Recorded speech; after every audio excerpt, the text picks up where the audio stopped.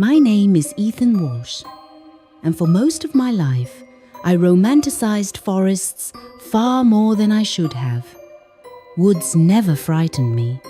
If anything, they felt like portals, doorways into stories older than anything written down. In the summer of 2019, 3 friends and I decided to backpack through Germany's Black Forest. It was the birthplace of grim fairy tales, wrapped in folklore older than the villages surrounding it. Locals always spoke of it in a low, careful tone, as if discussing an old tragedy they didn't want to disturb. But we weren't locals. We were Americans in our 20s, with new hiking gear, a GPS, and way too much confidence. Something felt wrong from the moment we stepped beneath the canopy. The air wasn't cold, yet none of us felt warm. Sunlight filtered through the branches, but dimmed before it ever touched the ground. And the silence was unlike anything I had heard.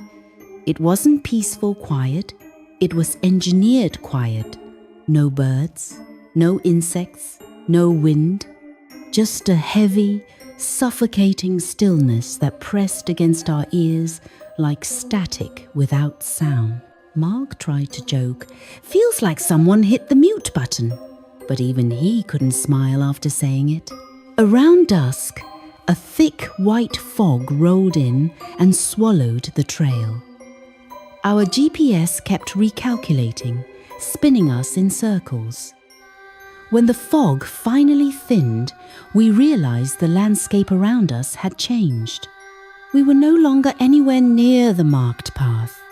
And then we saw it, a small stone chapel standing alone in the trees, so covered in moss and age it looked more grown than built. Romanesque arches, a warped wooden door. Stained glass long faded into colourless silhouettes. 16th century at least, Sarah whispered. We decided to camp nearby. That was the worst decision of my life. Sometime after midnight, I woke to a sound so faint I thought it was leaking out of a dream. Singing. Not a single voice, but a choir. Layered, harmonious, refined. It didn't echo through the forest like normal sound. It rose from beneath the earth, as if the chapel wasn't a building, but an opening to something deep below. I shook Mark awake. "Do you hear that?" He froze, then nodded slowly. "That's a choir. Ethan, that's a choir." We woke Sarah and Daniel. The 4 of us stood outside our tents, staring at the chapel's half-open door.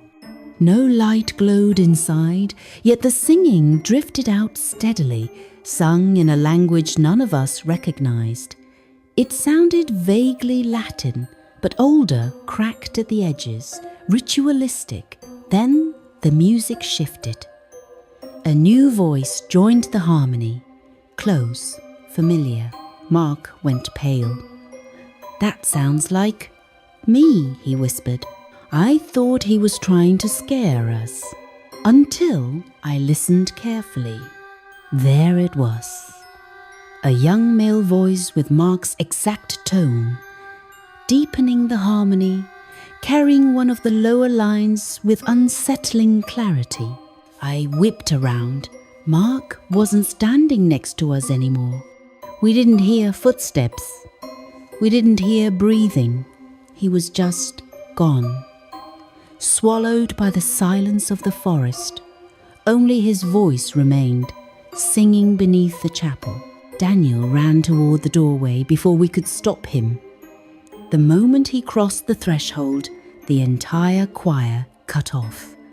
Not faded, not slowed, stopped instantly, like a record needle snapping. The silence that followed made my lungs ache. "Daniel!" I shouted. No answer. Then, softly at first, the choir returned, now with an extra male voice. Daniel's voice. Sarah collapsed to her knees, shaking uncontrollably. I grabbed her by the arm and pulled her away, but she broke free and stumbled into the chapel, screaming Daniel's name. And within seconds, a new female voice began singing inside the harmony. Sarah's voice. I slammed the chapel door shut and staggered backward, trembling so hard my flashlight flickered in my hand. I was alone with the choir that now sang with 3 voices I knew intimately. Mark, Daniel, Sarah, their tones braided into a single ancient hymn, beautiful and hollow, like a ritual designed to drain the soul out of whoever heard it. Then the melody broke apart, splintering into whispers. Dry, asymmetrical syllables hissed like something old waking up. And then the whispers shifted into English. Ethan, come join us. I ran. I don't know how far or for how long. Eventually I found a ranger station and collapsed inside. I told them everything. They searched with dogs, drones, and thermal equipment. They found nothing.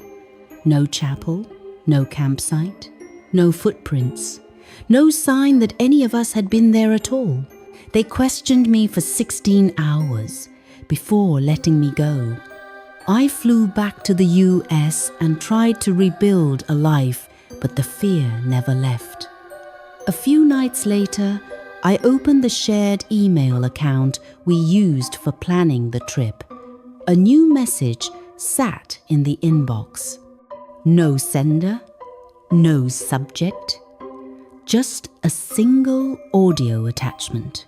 It was an 18-second choir recording. My friends' voices were unmistakable, blending in perfect harmony, and in the last second, a 4th voice joined. My voice, singing a sentence I had never spoken. You left us, Ethan. I dropped the phone.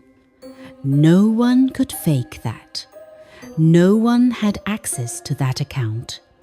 And no one could replicate my voice singing in a choir from a place that, according to the German authorities, didn't exist. But last week, they called me again. Heavy rain caused a landslide in the Black Forest. It exposed a structure buried under layers of earth, a stone chapel. The officer emailed me a photograph. It was the same building I had seen, same arches, same door, same colourless glass. But there was something else now. A slab of stone that had been hidden under mud before. Carved into it was a Latin phrase. Cantus revocat animam. The song calls the soul back. Below it, Choir of the Lost. And beneath that, written in smeared red pigment, were 4 names. Mark Harris, Daniel Cole, Sarah Lynn. And the last one, carved only halfway, Ether. I haven't slept since. And somewhere, every night, I swear I hear faint singing coming from beneath my floorboards, rising in slow, careful harmony, waiting for me to join in.